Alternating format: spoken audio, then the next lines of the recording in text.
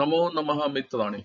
अस्मिन् दृश्यपटलनिर्देशे श्री नीलगिरि प्राथमिक विद्यालये संस्कृत सप्ताहोपलक्ष्य सम्पन्नस्य प्रार्थना सम्मेलनस्य विवरणं निरीक्ष्यामः।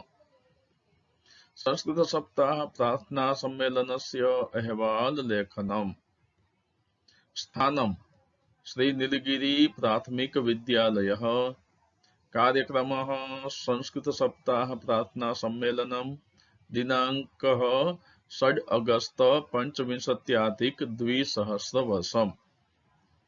श्री नीलगिरि प्राथमिक विद्यालये दिनांके 6 अगस्त पंचविंशत्याधिक-द्विसहस्रतमे दिवसे संस्कृत सप्ताह प्रार्थना सम्मेलनं भव्यतया आयोजिताभूत्। संचालकः सर्वान् सावधानं कृत्वा नेत्रे निमील्य प्रार्थनां प्रारब्धवान्। प्रथमं संस्कृत प्रार्थना नमस्ते शारदे देवी इत्यादि श्लोकौ विद्यार्थिभिः सस्वरं गीयताम्।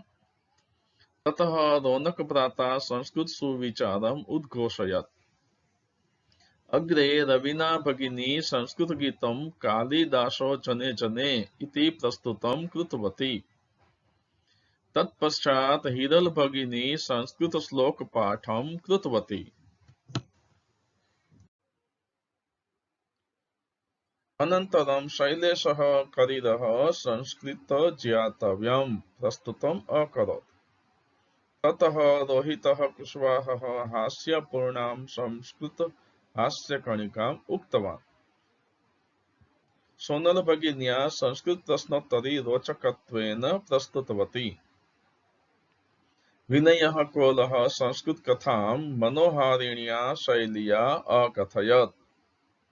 तदनन्तरं खुशबू भगिन्या संस्कृतभाषायाः महत्त्वम् इति विषयस्य उत्तमं भाषणं प्रदत्तवती। अन्ते मोहित चौहानः संस्कृतसप्ताहः योजनायाः परिचयं गुर्जरभाषायां प्रदत्तवान्।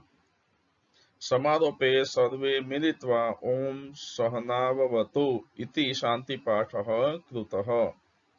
एवं श्री नीलगिरि प्राथमिक विद्यालये संस्कृत सप्ताहस्य प्रार्थना सम्मेलनं सफलतया हर्षोल्लासपूर्वकं सम्पन्ना।